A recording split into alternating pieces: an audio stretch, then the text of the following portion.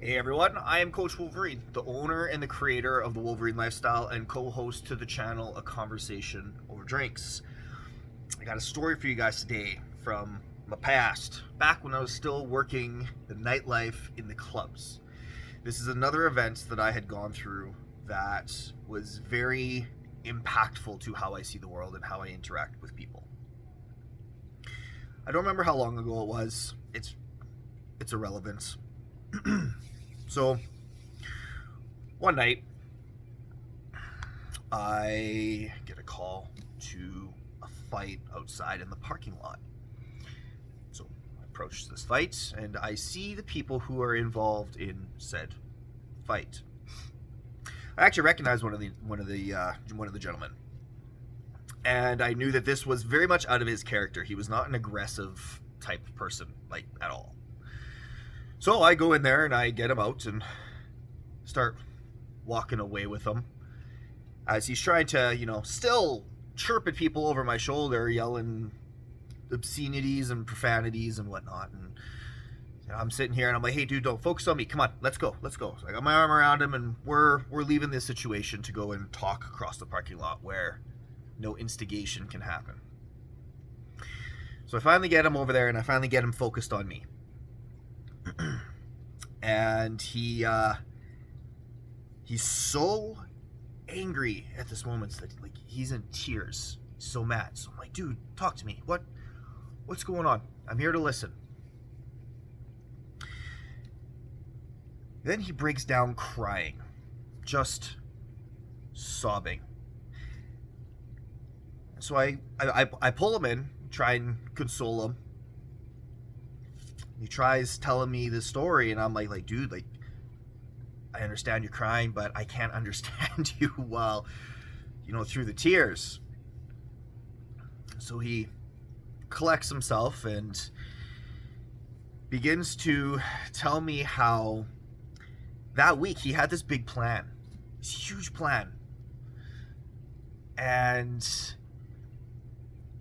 he had gone out to go and buy these tickets. These tickets for a big spontaneous vacation to surprise his girlfriend with.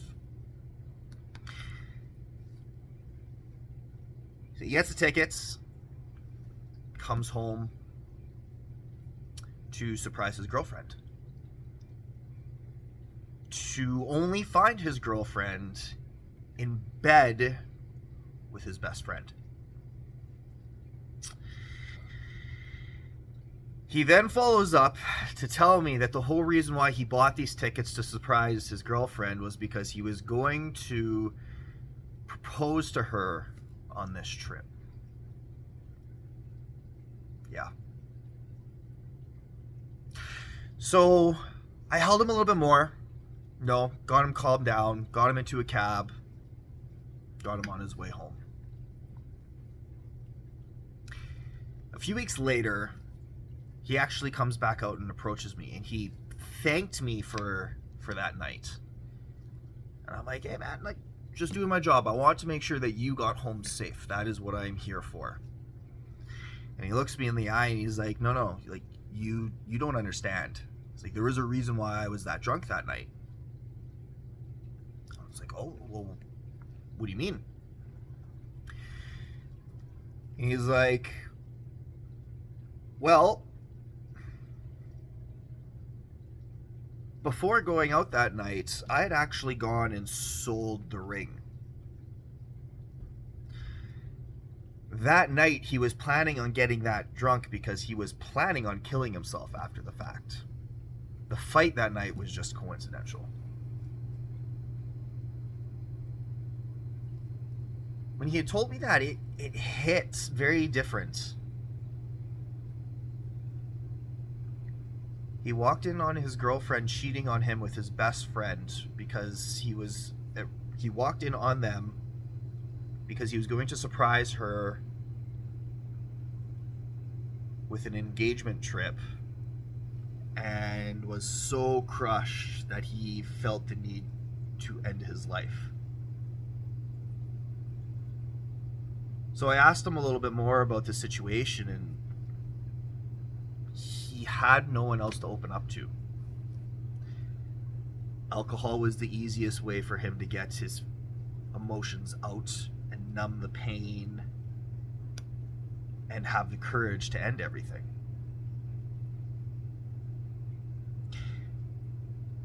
You know, that's the end. That's the side of working in the clubs that most consumers don't understand. And it was actually stories like that. As much as I want to be there for people who need it and that ear to listen, that was the hardest part about working in the clubs. That was the hardest part. During my time in the clubs, I heard many stories like that. All the way from men aged 18 all the way up into their 60s. I cannot actually count how many times at the end of the night I was holding a grown adult man in my arms with them crying because I was the only ear to listen. Now, of course, with the generational gap, the issues that would arise in those conversations were very different. The younger generation, you know, that 18 to 22, their concerns, stresses, worries were of their parents, of their peers, career path, school, etc. And I still felt those. I really did. When I was a teenager and in the early 20s, that was probably the worst time that I felt like I didn't belong in this world myself. And then all the way up into the older ages of generation, them expressing to me that they no longer know who their wife is. Their marriage has now become almost like a roommate situation, where they feel like they have no purpose and don't know why they're even still here.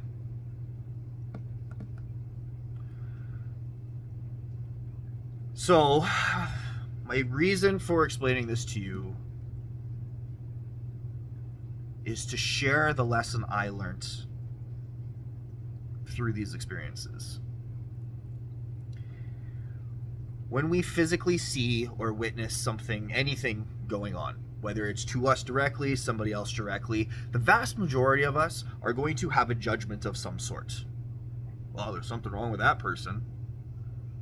Well, that person must be crazy. Whatever it is, doesn't matter. That has to stop. It really does. All of us. I'm guilty of it. You're guilty of it. We're all fucking guilty of it. We have no right to place judgment on other people for what they're doing. However, I want to make myself clear. This does not excuse behavior. I'm not saying that if a person is acting out in a certain way, that however they act out is excused.